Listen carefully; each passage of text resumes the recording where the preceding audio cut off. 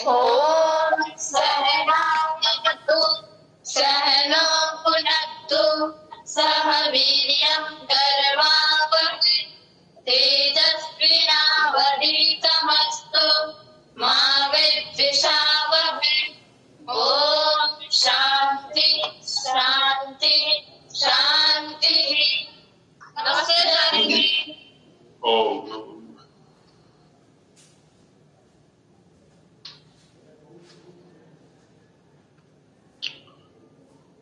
वर्णों की संख्या स्वरूप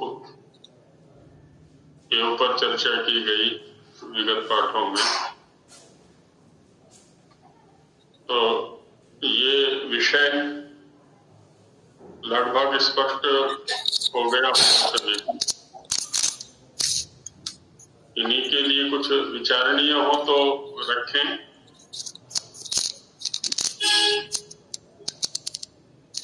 जो कल चली है ये चंद्रम जी का माइक खुला हुआ है, माइक बंद रखें। ठीक है आचार्य जी। जी बहन जी। जैसे कल वो व्यंजन के साथ जुड़ते हैं, तो हिंदी में कई शब्द ऐसे हैं जिसमें व्यंजन अलग होते हैं, स्वर उसके साथ ही अलग होता है। तो वो क्या हम भाषा दोष, शाब्दिक दोष बोल सकते हैं उनको? जैसे कई अक्षर कई साल पहले, तो क के साथ ई होता है उसमें, तो क्या वो गलत है उसमें, या मतलब कोई नियम है उसका? कहाँ जैसे कोई शब्द बताइए। जैसे कई साल पहले क ई होता है। अच्छा कई। हाँ ठीक ठीक ठीक। हाँ हिंदी में ऐसे कुछ शब्द हैं, संस्कृत में भी हैं एक दो शब्द ऐसे। संस्कृत में भी 2 या 3 शब्द उपलब्ध होते हैं ऐसे। तो ये नियम है या मतलब कोई? ये अपभ्रंश हैं, विकृत हैं। संस्कृत में क्या, बल्कि वैदिक शब्द हैं वो। एक तितऊ शब्द है। तितऊ शालिनी को बोलते हैं, छलनी को। तो तितऊना पुनंता, तो तितऊ ऐसा ही शब्द है। एक प्रउग, ये भी इसी प्रकार का शब्द है। अब हिंदी में अनेक शब्द ऐसे हैं, जैसे आपने अभी कई शब्द बोला है। ये कुछ लोग इकार से लिखते हैं, कुछ लोग एकार से लिखते हैं। इसको प्रायः करके इकार वाला ही उपलब्ध है। अब चूंकि इनके अंदर, तो इसलिए सर्वस्वीकृत हो गया है एकाएक। जब हम हिंदी भाषा के स्तर पर खड़े होंगे तो उसको अशुद्ध कहना ठीक नहीं है, क्योंकि वो एक सर्वस्वीकृत शब्द ऐसा हो गया।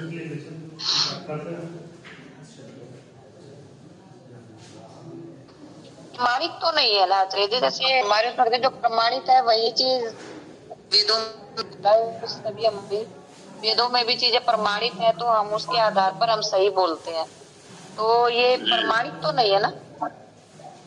नहीं, उसमें देखिए, हम जो चर्चा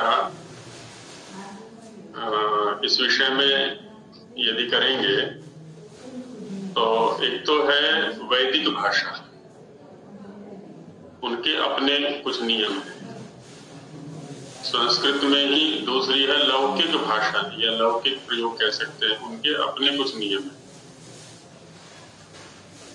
अच्छा, बाकी अन्य भाषाएं हैं, हिंदी है। जब हम वैदिक स्तर पर खड़े होते हैं तो उनका अपना क्षेत्र है, उनकी अपनी मर्यादाएं हैं, अपने सिद्धांत हैं। आप जो सिद्धांत लागू हो रहे हैं, वैदिक भाषा में हो रहे हैं, उसी आधार पर लौकिक प्रयोगों को भी सिद्ध किया जाए। वैदिक सिद्धांतों के आधार पर वो लौकिक शब्द अशुद्ध हो सकते हैं। अच्छा, लौकिक भाषा के अपने नियम हैं, वहां वो शुद्ध है। अच्छा, ठीक इसी प्रकार से हिंदी में आ जाते हैं। हिंदी की अपनी स्वीकृति है, अपने मानक हैं उसके। जब हम साहित्य का अध्ययन करते हैं, वैदिक साहित्य की बात छोड़ दें, लौकिक साहित्य का ही अध्ययन करते हैं, रामायण है, महाभारत है, पुराण साहित्य है, बहुत सारे प्रयोग इस प्रकार के उपलब्ध होते हैं जो कि आज उपलब्ध जो पाणिनीय व्याकरण है उसकी दृष्टि से अशुद्ध है, लेकिन शिष्ट लोगों के द्वारा प्रयुक्त होने से एकाएक उनको अशुद्ध नहीं कह सकते। उनकी भी साधुता के लिए यत्न किया जाता है। और पाणिनि महाराज ने भी बहुत सारे मार्ग ऐसे रखे हुए हैं कि जो शिष्टों के द्वारा प्रयुक्त हैं उनको साधु कोटि में सिद्ध किया जा सके। जब व्याकरण का अध्ययन हम करेंगे तो उसमें पता चलेगा। तो हमें ये देख लेना होता है साधु और असाधु के निर्णय के लिए कि शिष्ट जनों के द्वारा प्रयुक्त हो, शिष्ट परंपरा से अनुमोदित हो, उन जनों की शिष्ट के रूप में स्वीकृति हो, तो उनके द्वारा प्रयुक्त जो शब्द हैं वो भी शिष्ट कोटि में आ जाते हैं।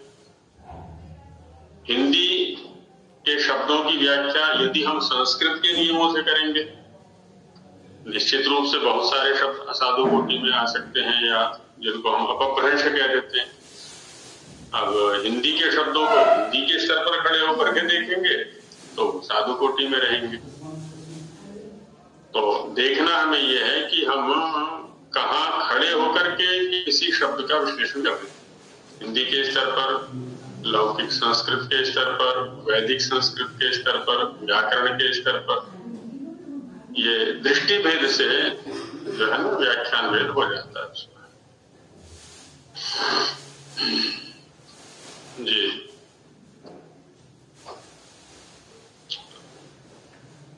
वर्णों का विषय चल रहा है। इसमें एक और विषय यहीं पर विचार कर लेते हैं, बाकी आगे भी सूत्रों के माध्यम से चाहिए।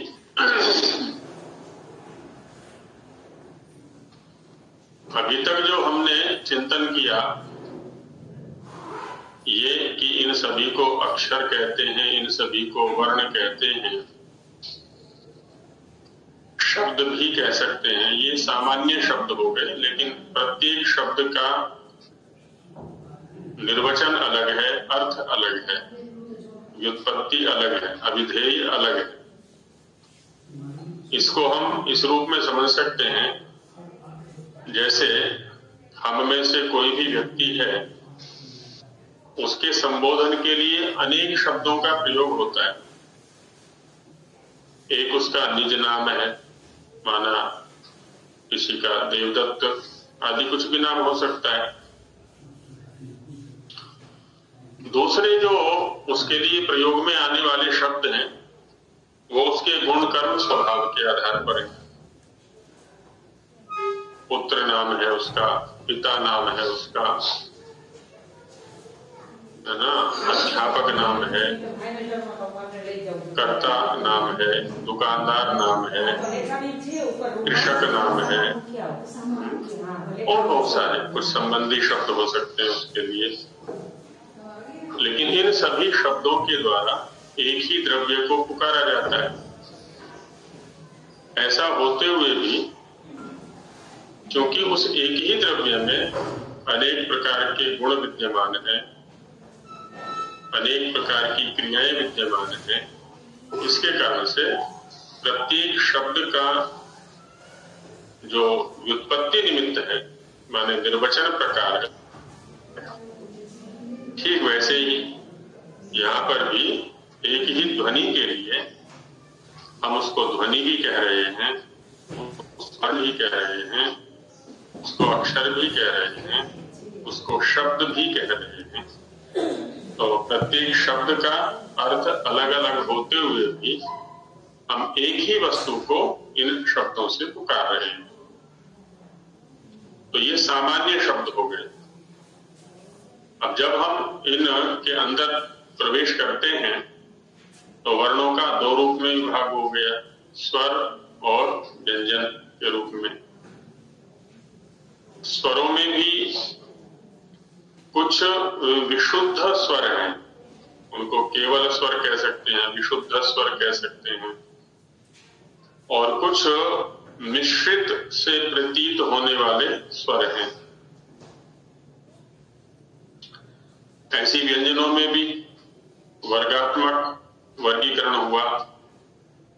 वर्गों के अंदर जो वर्ण है उनको स्पर्श कहा गया, आगे अंतस्थ हैं, ऊष्म हैं, अयोगवाह हैं, उनके भी फिर अपने विभाग हैं, विसर्जनीय आदि रूप में, यम के रूप में। तो ऐसे सामान्य और विशेष शब्दों के द्वारा हमने इनका परिचय प्राप्त किया। सानुनासिक हैं, गैरानुनासिक हैं। इन सभी वर्णों में एक क्रम भी है। उस क्रम का आधार क्या है? और क्रम भी दो प्रकार का है। एक तो यह क्रम है वर्णोच्चारण शिक्षा के अंदर, और दूसरा क्रम है अष्टाध्यायी के अंदर। प्रत्याहार सूत्र जिन्होंने याद किए हैं, स्मरण किए हैं, उनको पता है कि वहां पर जो क्रम है वो यहां से भिन्न है थोड़ा सा। यहां के क्रम पर चर्चा कर लेते हैं जो वर्णोच्चारण शिक्षा में। वर्णों के उच्चारण की जो प्रक्रिया पीछे हमने देखी, आत्मा बुद्ध्या समेत्यर्थान मनो युंक्ते विवक्षया, अंदर से बाहर की ओर आ रहे हैं हम। तो जब नाद है, कहां पर है नाद? वक्त्रम उपैति नाद, कंठ बिल पर कह ले, वक्त्र द्वार पर कह ले,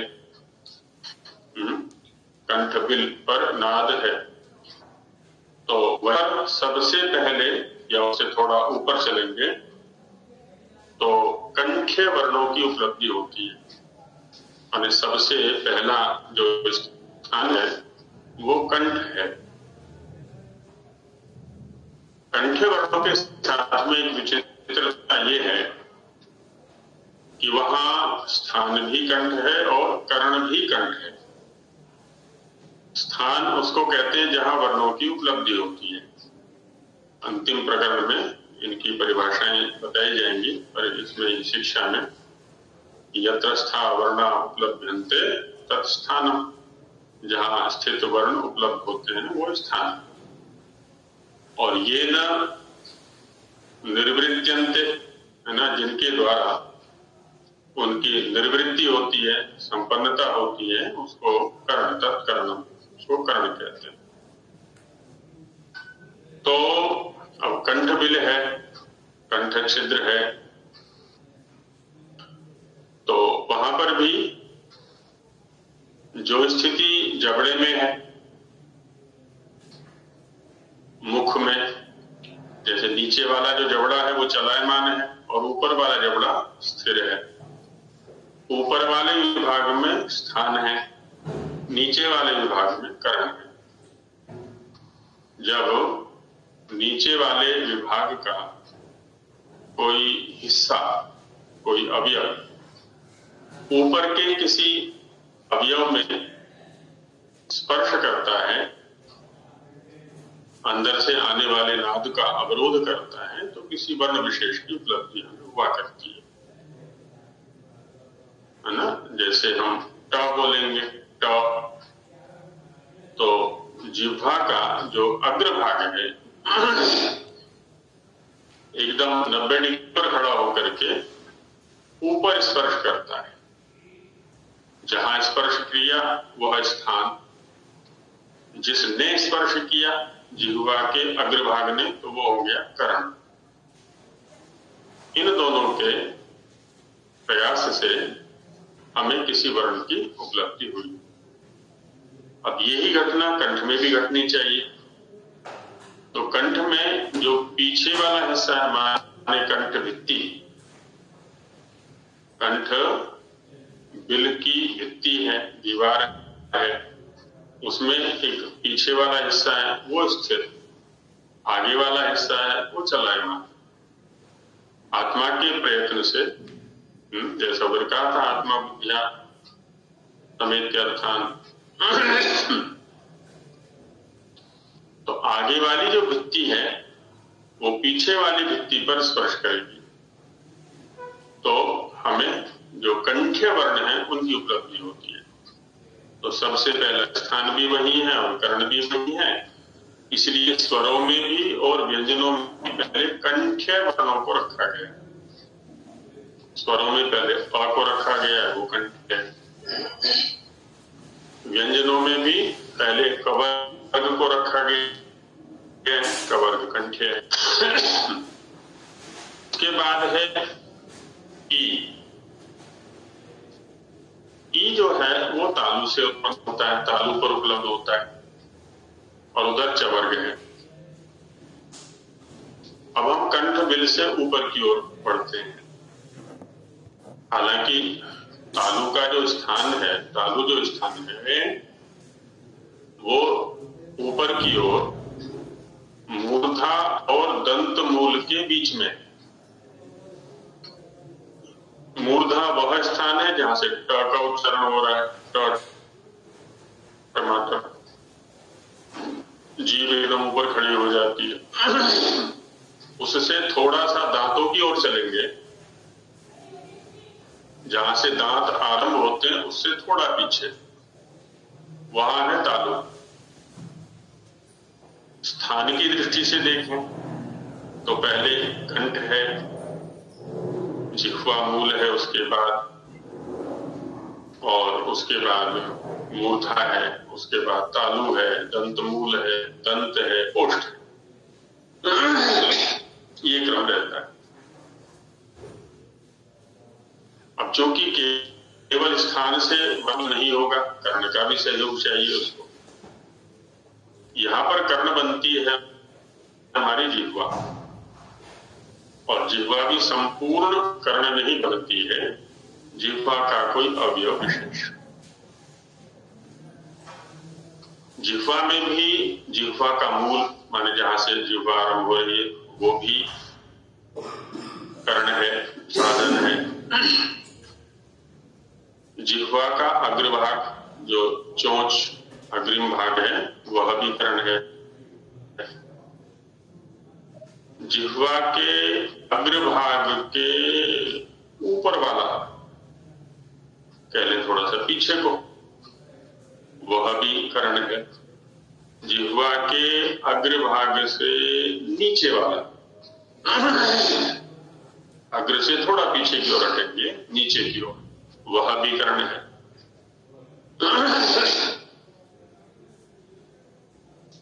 जो कंठ्य वर्ण है वे प्रायः जिह्वा मूल से भी उच्चरित होते हैं। स्थान प्रकरण में हम देखेंगे उनको। तो जिनको हम कंठ्य कहते हैं उनका अभ्यास प्रायः जिह्वा मूल से होता है, तो उनको पहले रख दिया। अब आया तालव्य वर्णों का क्रम। तालव्य जो वर्ण है, तालु से उपलब्ध होने वाले जो वर्ण हैं, उनके उच्चारण में जिह्वा के अग्र से थोड़ा पीछे, अग्र के समीप ऊपर वाला भाग ऊपर स्पर्श करेगा। ई, है ना।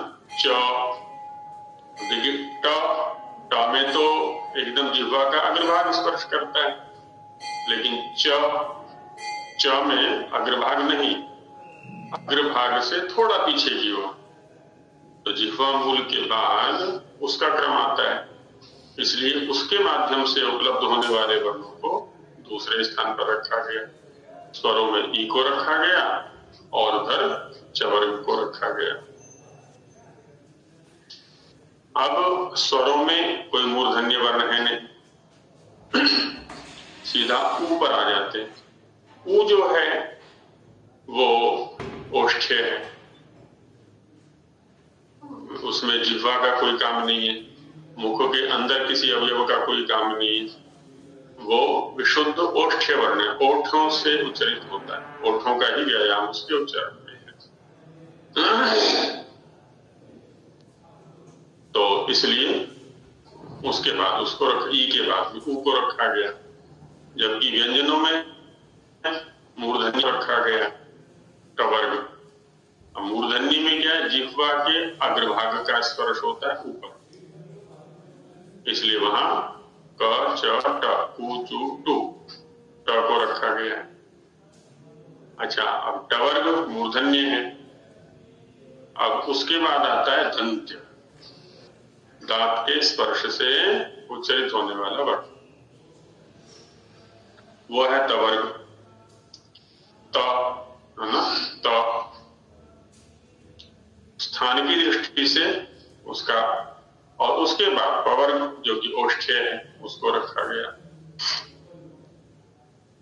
अंतस्थ में भी एक क्रम रखा है, य तालव्य है, र मूर्धन्य है,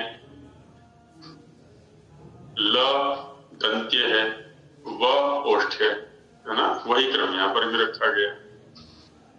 ऐसे ही जो ये ऊष्म वर्ण है वहां पर श तालव्य है, श मूर्धन्य है, स दंत्य है तीसरा वाला, ह ये कंठ है, यहां पर एक व्यतिक्रम है। स्वरों में जो री है हालांकि वो मूर्धन्य है, पर इसकी सत्ता कुछ मिश्रित वर्ण जैसे है, जैसे ई, अ, ई, उ ये विशुद्ध हैं, वैसे री को उतना विशुद्ध स्वीकार नहीं किया गया। इसके अंदर अच और व्यंजन धर्मों को भी स्वीकार, हालांकि विशुद्ध अच के रूप में स्वीकार है, स्वर के रूप में इसको स्वीकृति प्राप्त है, लेकिन वैयाकरणों में से कहीं कहीं व्यंजन का भी थोड़ा काम लिया। वो जब व्याकरण पढ़ेंगे या संधियां पढ़ेंगे तो वहां काम आएगा, जैसे न को न करना होता है तो र से उत्तर न को न होता है, लेकिन री से उत्तर भी न को न हो जाता है। उधर का हुआ रकाभ्याम होना समान पदे, तो जैसे र से उत्तर होता है री से उत्तर भी हो जाता है। ली भी उसी के समान धर्म वाला है, वह दंत्य है ना, री मूर्धन्य है, पहले उसको रखा, ली दंत्य है, उसको उसके बाद रखा। ए ऐ ये कंठ्य तालव्य है और ओ औ कंठ्योष्ठ्य है। तालु जो है ना क्रम में पहले है, ओष्ठ्य बाद में है, तो पहले तालु वर्णों को रखा, उसके बाद ओष्ठ्य वर्णों को रखा। विसर्जनीय को कंठ्य में ही गिनते हैं सामान्य, अकुह विसंज्ञा कंठ्या, इसलिए पहले रखा अयोग वाहों के अंदर। और जिह्वा मूल्य भी वही है, क्योंकि विसर्जनीय का ही कवर्ग के योग में जिह्वा मूल्य उच्चारण होता है, जबकि उपधमानीय जो है ये पवर्ग के योग से होता है, इसलिए इसको उसके बाद रखा है। अनुस्वार बाहर है, अनुस्वार जो है उसका स्थान नासिका है, इसलिए इसको बाद में रखा हुआ है। यमों का क्रम हमने कल लिखा ही था, प्रथमयम, द्वितीययम, तृतीययम और चतुर्थयम के। तो इस प्रकार से यहाँ पर ये वर्णों का एक जो क्रम है वह उत्पत्ति के आधार पर रखा गया, उपलब्धि के आधार पर रखा है। जिस क्रम से उपलब्धि होती है उसी क्रम से यहाँ पर इनको रखा गया। विनीत जी का माइक खुला हुआ है।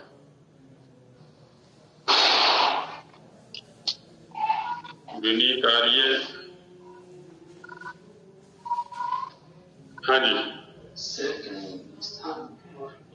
हाँ, एक श्रीकणी स्थान भी है। श्रीकणी जो स्थान है वह ओठ और दांतों के बीच में, जो ओठ के पीछे वाला भाग है, चिकना वाला भाग, उसके लिए श्रीकणी बोलते हैं। वहां से वकार के उच्चारण की स्थिति मानी हुई है कुछ लोगों के अनुसार। कुछ लोग वकार का ओष्ठ से उच्चारण करते हैं और कुछ लोग श्रीकणी से उच्चारण करते हैं, माने ऊपर के दांत में ओठ का स्पर्श करते हैं अथवा श्रीकणी के स्पर्श से वकार का उच्चारण मानते हैं। तो इसकी चर्चा आगे स्थान प्रकरण में की जाएगी। तो ये इनके क्रमों पर थोड़ी चर्चा की गई। अब आगे इनका स्वरूप सूत्रों के माध्यम से समझने का प्रयास किया जाएगा। अब तक जो चर्चा हुई है उसमें किन्हीं की कोई जिज्ञासा हो तो रख सकते हैं, फिर आगे बढ़ते हैं। आचार्य जी, वर्णोच्चारण शिक्षा के अनुसार ये जो अंतस्थ व्यंजन है इनका क्रम प्रत्याहारों के जैसा है या जो हिंदी वर्णमाला में उनके जैसा है? प्रत्याहार सूत्रों में य, व, र, ल ये क्रम है। वहां पर वा को पहले रखा हुआ है, य, र के मध्य में, और यहाँ व को अंत में रखा हुआ है उत्पत्ति क्रम से, क्योंकि यहाँ वर्णों का उत्पत्ति क्रम से स्वरूप दिखलाने में तात्पर्य है। अष्टाध्यायी में वो तात्पर्य नहीं है। अष्टाध्यायी में क्योंकि वर्णोच्चारण शिक्षा वालों ने या शिक्षा शास्त्र वालों ने उत्पत्ति क्रम से वर्णों का स्वरूप बदला दिया। क्या है? अब इन्होंने जिन वर्णों को स्वरूपतः प्रतिपादित किया शिक्षाकारों ने, वैयाकरण उनका अपने अनुसार वर्गीकरण करके अपने शास्त्र के अनुसार उससे लाभ ले रहे हैं। वहां ये आवश्यक बिल्कुल नहीं है कि हम यही क्रम लेकर के चलें। जैसे अब इस कक्षा में इस समय 34-35 जन उपस्थित हैं। यदि इनका वर्गीकरण करने के लिए कहा जाए तो कितने प्रकार का वर्गीकरण हो सकता है? एक वय के अनुसार, है ना, उम्र जो है ना उसके अनुसार वर्गीकरण कर सकते हैं, लंबाई के अनुसार वर्गीकरण कर सकते हैं, डिग्री के आधार पर वर्गीकरण कर सकते हैं, प्रांत या शहर के आधार पर वर्गीकरण कर सकते हैं, भार के आधार पर वर्गीकरण कर सकते हैं। ऐसे कई आधार हो सकते हैं हमारे वर्गीकरण के। क्यों कर रहे हैं जी वर्गीकरण ऐसा? जैसे माना कहीं पर सबको एक सामूहिक फोटो खिंचवाना है, वहां जो वर्गीकरण करेंगे वो लंबाई के हिसाब से करेंगे। वहां उम्र नहीं देखी जाएगी, योग्यता भी नहीं देखी जाएगी। कि जिनकी लंबाई कम है वो आगे खड़े हो जाएं, मध्यम लंबाई वाले उनके पीछे खड़े हों, और अधिक लंबे हो पीछे खड़े हो जाएं।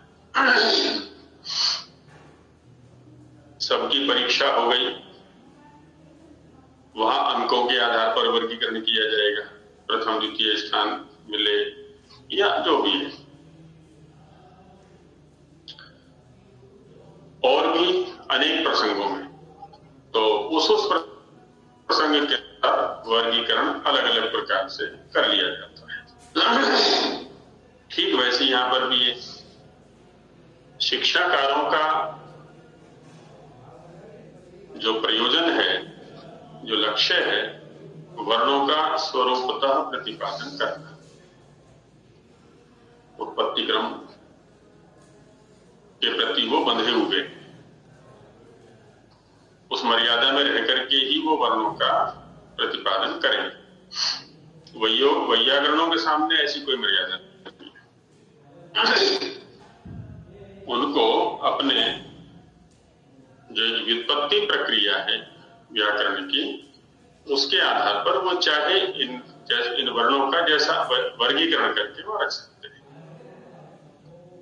लेकिन ऐसा नहीं है कि वो भी बार बार उलट फेर करते रहे, एक क्रम विशेष कर दिया, जो भी रखा उन्होंने, अब उसमें कोई एक भी वर्ण को आगे पीछे नहीं कर सकते।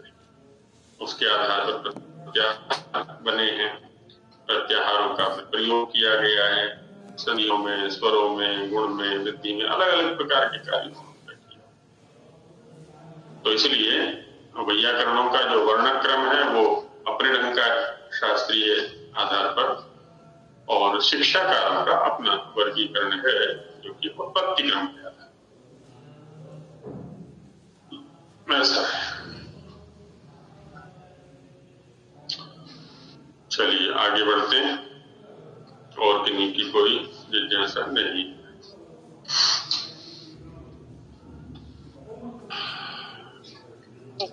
गुरुजी प्रणाम।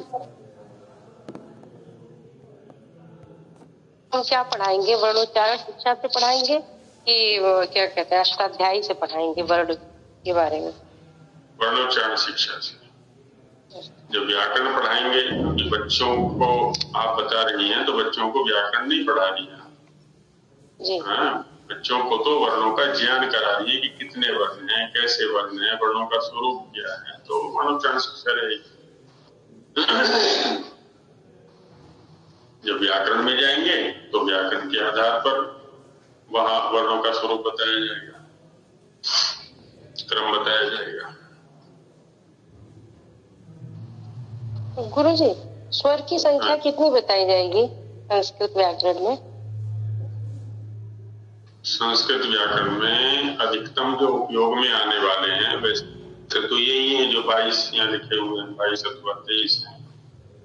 देखिए, किसी भी चर्चा को करते समय हमें ये ध्यान में रखना होता है कि हम किसके साथ चर्चा कर रहे हैं, किसको समझाना चाह रहे हैं, उसका प्रयोजन क्या है, कितना है। तो उसके प्रयोजन के अनुसार ही उनसे चर्चा की जाती है। तो गुरुजी 12th तक के लिए क्या चर्चा करना चाहिए?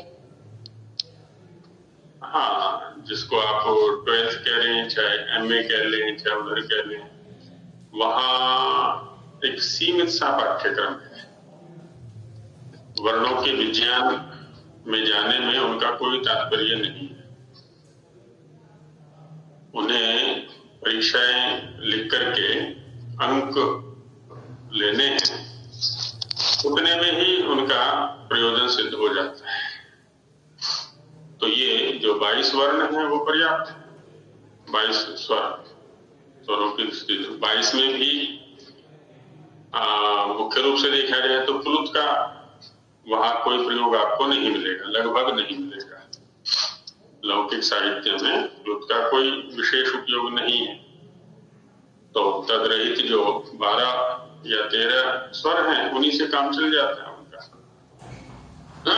स्वरों की दृष्टि से हालांकि जो ये कक्षाओं में संस्कृत व्याकरण पढ़ाते हैं, अब पता नहीं वो प्लुत आदि को पढ़ाते हैं, जो ये संस्कृत की पुस्तकें लगी हुई हैं स्कूलों में, विद्यालयों में, नहीं आचार्य उसमें नहीं पढ़ाते, नहीं है ना, क्योंकि वहाँ उपयोग ही नहीं है उसका। प्लुत का प्रयोग आता ही नहीं।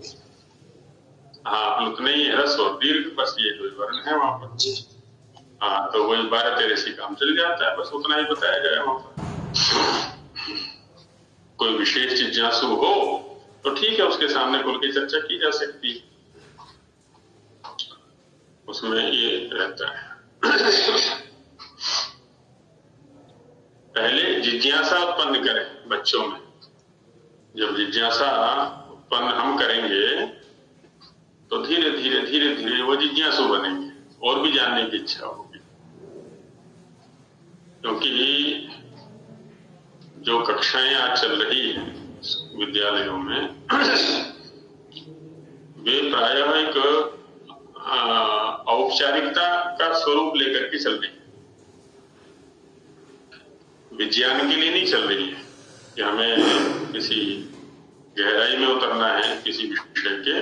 उनमें तात्पर्य नहीं, पढ़ाने वालों का भी और पढ़ने वालों का भी।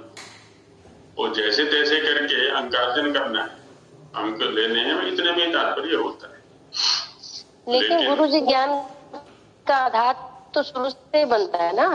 अब मैं वही उधर ही जाना चाह रहा हूँ कि लेकिन फिर भी क्योंकि हम अध्यापन के क्षेत्र में हैं, हम एक अध्यापक हैं, हमारा दायित्व ये बनता है कि जो बच्चे विशिष्ट ज्ञान से जुड़ सकते हैं उनको जोड़ें, धीरे धीरे। बाहर उनके ऊपर न पड़े, है ना, उनमें रुचि पैदा करनी है, उनमें जिज्ञासा पैदा करनी है। धीरे धीरे धीरे धीरे जो भी बच्चे इधर बढ़ सकते हैं उनको बढ़ाना चाहिए। और हमने देखा है अधिकतम में जिज्ञासा पैदा हो जाती है यदि हम औपचारिकता नहीं निभाते ना। क्योंकि हम भी तो बोल देते हैं ना, लगभग हर किताब से देख लेना, आंसर शीट देख लेना, वो पीछे उत्तर दिए हुए उसमें देख लेना, नेट पर देख लेना, हम भी पल्ले झाड़ने का प्रयास करते हैं लगभग।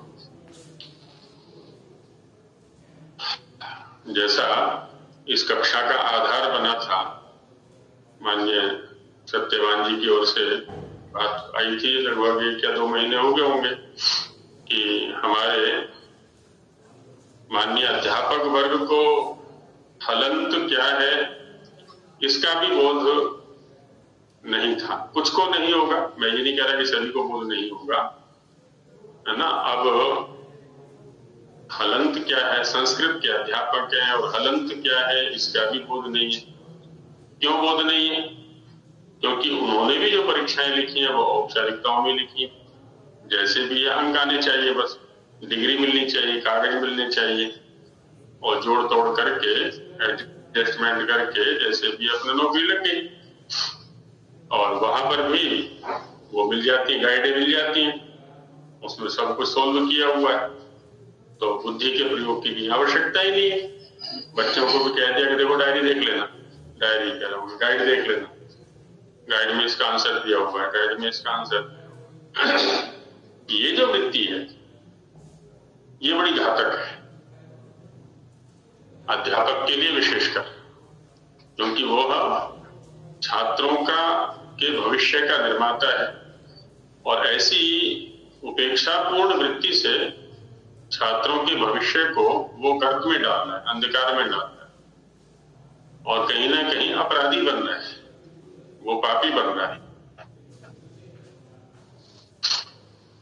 तो पहले हम स्वयं किसी भी विषय को गहराई से समझने का प्रयास करें और बच्चों को भी उधर प्रेरित करना चाहिए। ये हमारा एक धर्म बनता है, कर्तव्य भी है, धर्म भी है।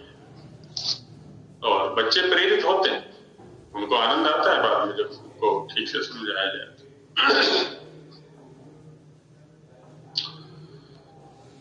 स्वर शब्द का प्रयोग प्रयास ये करें, जो भी इस कक्षा में बैठे हुए हम यहाँ छात्रों से भी कहा करते हैं, जिन भी शब्दों का प्रयोग किया जा रहा है उनमें से प्रत्येक शब्द का स्वरूप हमें बताना चाहिए। केवल संज्ञा है ऐसा करके नहीं छोड़ना है, प्रत्येक शब्द पर ध्यान जाना चाहिए हमारा। जैसा कि दिखा रहे हैं आरंभ से, अक्षर किसको कहते हैं, वर्ण किसको कहते हैं, शब्द किसको कहते हैं। अब देखिए स्वर शब्द आया है, तो स्वर किसको कहते हैं वो बता रहे हैं आगे। हाँ जी। जो 12 अक्षरों का स्वरूप हम दिखाते हैं, बाकी 12 स्वरों को हम जोड़ के दिखाते हैं। जैसे क के साथ मुझे ए जोड़ना है।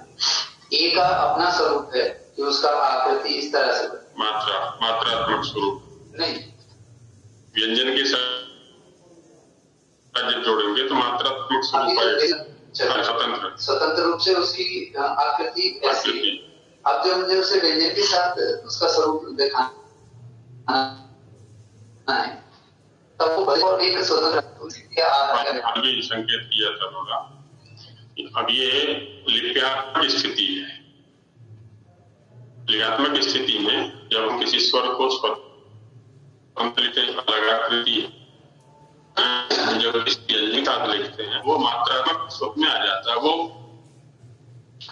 लघुता की दृष्टि से। क्योंकि हमारे ऋषियों का ये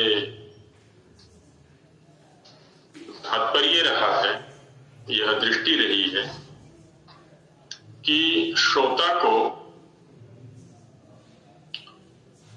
ऐसे शब्द, ऐसा माध्यम दिया जाए जिसे कि माध्यम को समझने में कम से कम व्यायाम करना पड़े, कम से कम ऊर्जा की खपत करनी पड़े और तात्पर्य पर सीधे पहुंचे। इसलिए है ना, पीछे कहा गया लघुअर्थम, लघुता। तो यहां पर भी वही किया गया कि जब व्यंजन के साथ है तो उसको मात्रात्मक स्वरूप दे दिया गया है। अब लिखने में जो है लघुता आ गई वहां पर। यदि हम क वर्ण को लिखना चाहते हैं, व्यंजन को, पहली बात तो ये है, जैसे आगे चिंतन आना है अभी, कोई भी व्यंजन है उसका स्वतंत्र उच्चारण संभव ही नहीं है। जब भी उच्चारण होगा किसी न किसी अच के सहयोग से होगा, स्वर के सहयोग से होगा। अब बात यह है कि जब हम लिपि में जाएंगे, अब जिस व्यंजन का उच्चारण हम स्वतंत्र रूप से कर नहीं सकते उसको लिखें कैसे? उसकी अपनी स्वतंत्र सत्ता तो कुछ है ही नहीं। जब भी सत्ता है वो स्वर के साथ है। तो स्वर को ऐसा स्वरूप प्रदान किया गया, मात्रात्मक स्वरूप प्रदान किया गया कि वो व्यंजन का सहयोगी भी बन जाए और उसकी अपनी भी सत्ता वहां पर बनी रहे। जैसे अ के लिए एक डंडे का स्वरूप दे दिया, डंडा कह लें, लाइन कह लें, जो भी है उसको। आ के लिए 2 डंडे दे दिए, ई के लिए एक अलग मात्रा दे दी, है ना, सबके लिए अलग अलग उनको चिन्ह दे दिए, आकृति विशेष दे दिया। तो लघुता है इसमें हम लघुता 2 शब्द हम जैसे प्रयोग करें, लघुता और मात्रा के मात्रात्मक लिपिबद्ध करना। तो मात्रा एक परिमाण को भी हम कहते हैं। तो ये कितने परिमाण में लघुता को प्राप्त होगा, ये कैसे? उच्चारण के स्तर पर कहेंगे तो कोई भेद नहीं आएगा, उच्चारण में तो एक ही रहेगा, क्योंकि वहां पर क बोलना है हमको। तो क में 2 ध्वनियां, व्यंजन और स्वर, और स्वर की स्थिति मात्रा से कम नहीं होती। सबसे कम जो स्थिति है स्वर की, कम से कम जो स्थिति है वो मात्रात्मक है, माने एक मात्रा की है। और व्यंजन की जो स्थिति है वो अर्धमात्रा से कम नहीं होती। तो व्यंजन अर्धमात्रात्मक होता है, अर्धमात्रा स्वरूप होता है, और जो स्वर है वो 1 मात्रा वाला है, 2 मात्रा वाला है, 3 मात्रा वाला है। कुछ स्वरों की सत्ता 4 मात्रा वाले भी है, लेकिन वो सांप्रदायिक है, सामान्य नहीं, किसी संप्रदाय विशेष में। तो उच्चारण की दृष्टि से देखेंगे तो उसमें कोई लाघव नहीं है, लिप्यात्मक दृष्टि से देखेंगे तो उसमें लघुता है, ऐसा रहता है। तो न्यूनतम मात्रा हमारे पास किसी भी वर्ण के लिए आदि व्यंजन की, व्यंजन आदि मात्रा क्या ही होता है, का ही होता है। हाँ, इससे ज्यादा नहीं। हम मुख्य रूप से जब ये कहें कि मात्रा कितनी है तो हम स्वर की कह रहे हैं। हाँ, नहीं, चर्चा करते समय विषय का भी ध्यान रखना है, किसके स्वरूप पर चर्चा कर रहे हैं, व्यंजन के स्वरूप पर कर रहे हैं कि स्वर के स्वरूप पर कर रहे हैं। हम यहाँ जब ये वर्ण की कह रहे हैं तो वहाँ स्वर और व्यंजन ये तो अलग नहीं हुए, वर्ण तो संपूर्ण है। हाँ, वर्ण के स्तर पर एक हो गया, लेकिन जब मात्रा के आधार पर चर्चा करेंगे तब भेद पड़ जाएगा, क्योंकि व्यंजन अर्धमात्रिक होता है, व्यंजन एक मात्रा वाला कभी नहीं होता है, और जो स्वर है वो मात्रा से न्यून नहीं होता है। तो मात्रिक कहेंगे, एक मात्रिक कहेंगे तो स्वर ही आएगा, उसमें व्यंजन नहीं आएगा। ऐसा संपूर्ण वर्ण कहें तो 1.5 मात्रा न्यूनतम हम माने। संपूर्ण वर्ण नहीं, तो वर्ण समुदाय हो गया, क और क समुदाय हो गया, है ना, तो समुदाय हो गया ना, एक व्यंजन है, स्वर है वहां पर, तो वो तो समुदाय हो गया, जिससे तो वर्ण का नहीं हुआ हो गया ना। स्वर है एक वर्ण, कम से कम मात्रा काल वाला है, व्यंजन एक वर्ण है, वो कम से कम क्या आदि मात्रा का ही हो, निश्चित ही आदि मात्रा। हाँ, समुदाय की अपनी सत्ता है। फिर अब कितनी मात्रा वाले स्वर की योजना वहां पर की जा रही है, तो उसके अनुसार उस समुदाय की मात्रा जो है वो निश्चित हो जाएगी। ये अब हम जो मात्रा विचारित कर रहे हैं सर जी, ये मात्रा मेरा जो दिमाग जा रहा है वो जा रहा है जो उसकी मात्रक है, और क्या मात्रा स्वरूपात्मक जो चिन्ह हम दे रहे हैं। नहीं, वो तो ठीक है, उसके लिए भी मात्रा शब्द है, स्वर ठीक कह रहे हैं, माने चिन्ह के लिए भी मात्रा शब्द का प्रयोग कर देते हैं हिंदी में, है ना। और यहाँ जो शिक्षा के अंदर जो मात्रा शब्द है, जो एक क्रिया उच्चारण में, किसी वर्ण के उच्चारण में लगने वाला जो काल, उच्चारण क्रिया का जो काल है, उसके लिए मात्रा शब्द का प्रयोग करते हैं। वहां ठीक है, एक चिन्ह विशेष के लिए भी मात्रा शब्द का प्रयोग है, ठीक बात।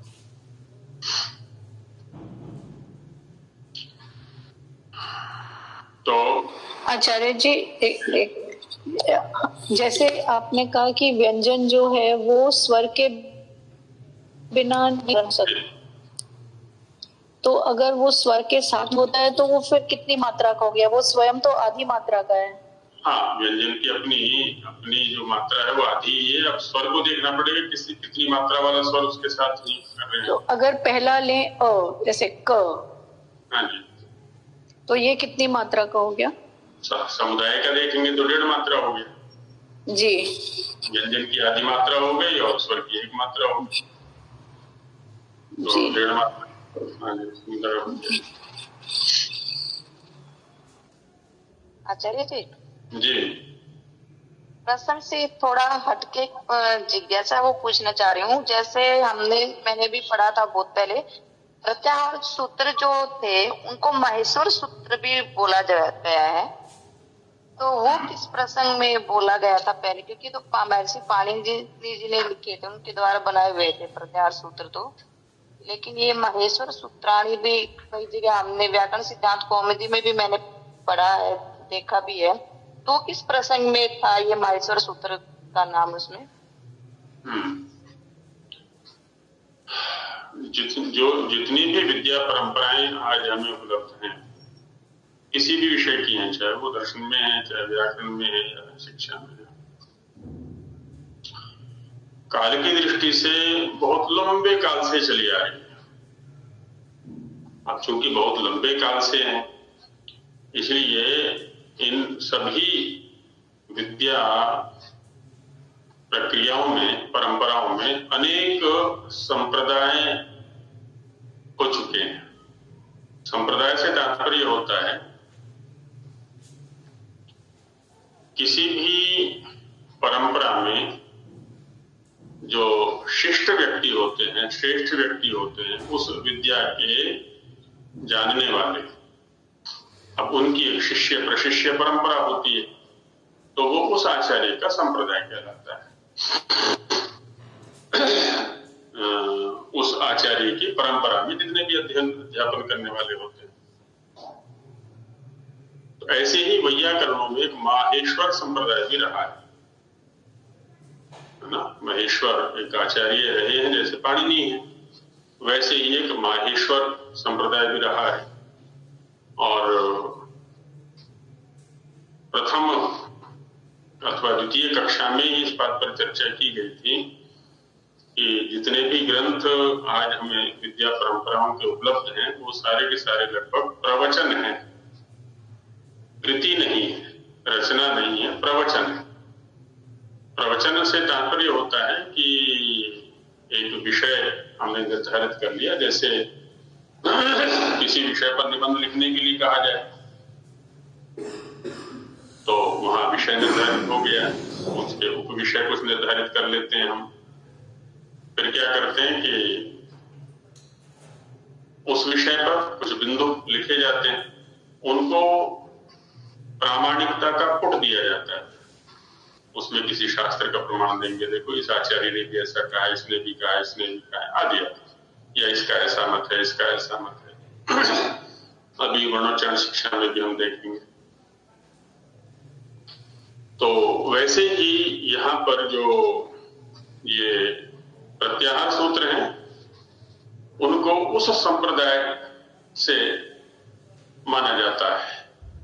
हालांकि नव्य परंपरा में, जैसे आपने कौमुदी क्रम का नाम लिया भी, वहां पर कहा जाता है कि पाणिनि महाराज ने शिव जी की उपासना की और उनकी उपासना से प्रसन्न होकर के शिव जी ने डमरू बजाया। हाँ जी, यही प्रसंग। और उनके डमरू से ये वर्ण निकले, क्रम से 14 सूत्र वर्ण में निकले, और आदि आदि ये कथा बना करके डाली गई है। नव्य परंपरा में ऐसी अनेक कथाएं प्रचलित हैं, लेकिन जो इस व्याकरण जगत के गंभीर दार्शनिक या वैज्ञानिक विद्वान हुए हैं, और हम भी यदि गंभीरता से अध्ययन करेंगे तो पाएंगे कि ये किसी अन्य आचार्य के नहीं, पाणिनि के ही। भाष्यकार ने भी